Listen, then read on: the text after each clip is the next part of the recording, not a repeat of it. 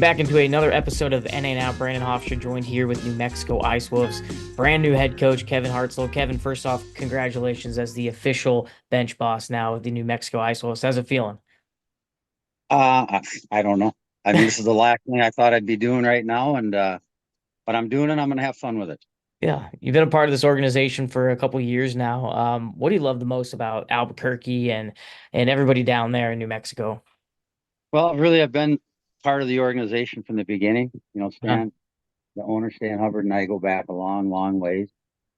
And first couple of years, I did a lot of getting things organized. And the last couple of years, things have, you know, kind of when they've gone on their own. I haven't done as much. So I wouldn't be doing this if I didn't believe in the ownership so much. I mean, Mhm. Stan is just one of the best people I've ever known, and Yeah.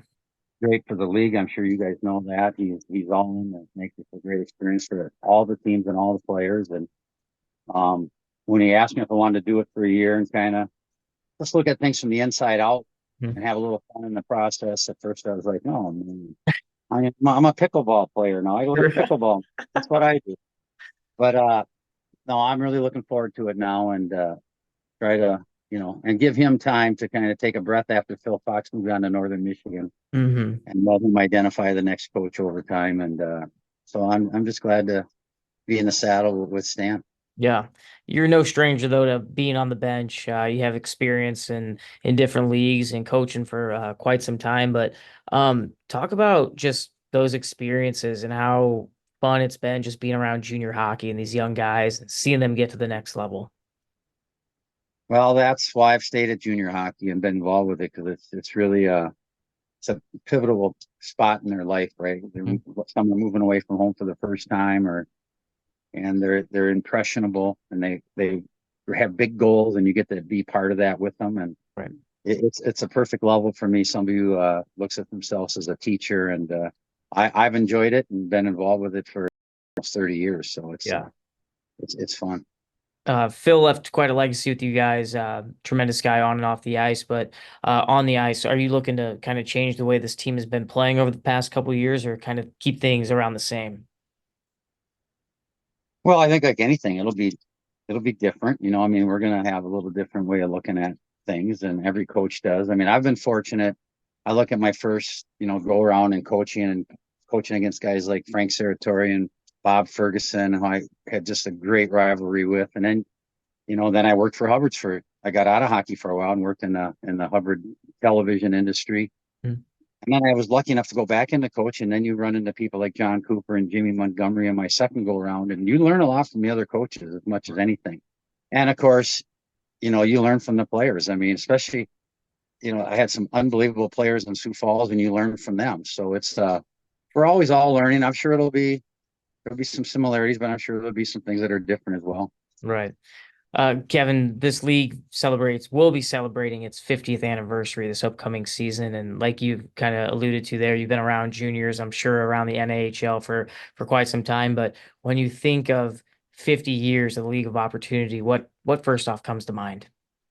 Well, I've been a big fan of I've never coached in the North American League, but I've been a big fan of it for a long time. I look back on, in Sioux Falls in particular, how many players, really good players, like both the Gensel brothers, right? Mm. Before Jake. I mean, Jake's obviously the most well known, but I had Ryan and Gabe, who both end up being captains at their college teams. Stu Bickel ends up being a decent pro now, coaching the American League, and I could go on and on and on. I love the maturity of the league. Mhm. I love that it gives a lot of 19 and 20 year olds really that, I'm going to say the last chance, but it's a big stepping stone for them. And a lot of kids are just coming into their own when they're 19 and 20. Right. And Brandon, you know as well as anybody that this league can downright brag about the number of goaltenders that have come through and ended up at very high levels. Yeah. I think it's one of the great stories of the league. So it's a needed league. It's the number of kids that are going on to Division 1 is incredible, and just in pure numbers.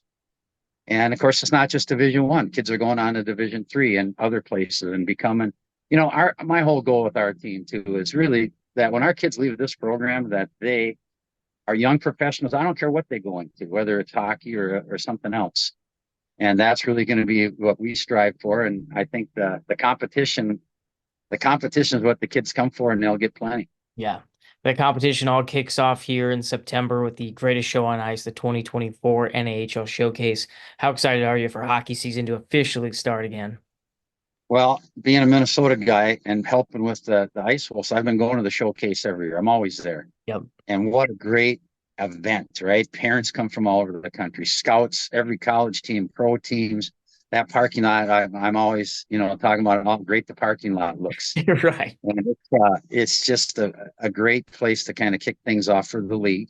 Hmm. And then it's a long grind, and these kids have to learn, how to get on buses and off buses and what it means to take care of their bodies. And besides learning what goes on the ice. So I'm excited to just be a part of it for another year. And I'm sure that's probably what it'll be, one more year. Yeah. And I'm going to really enjoy it, just like the boys are going to enjoy it.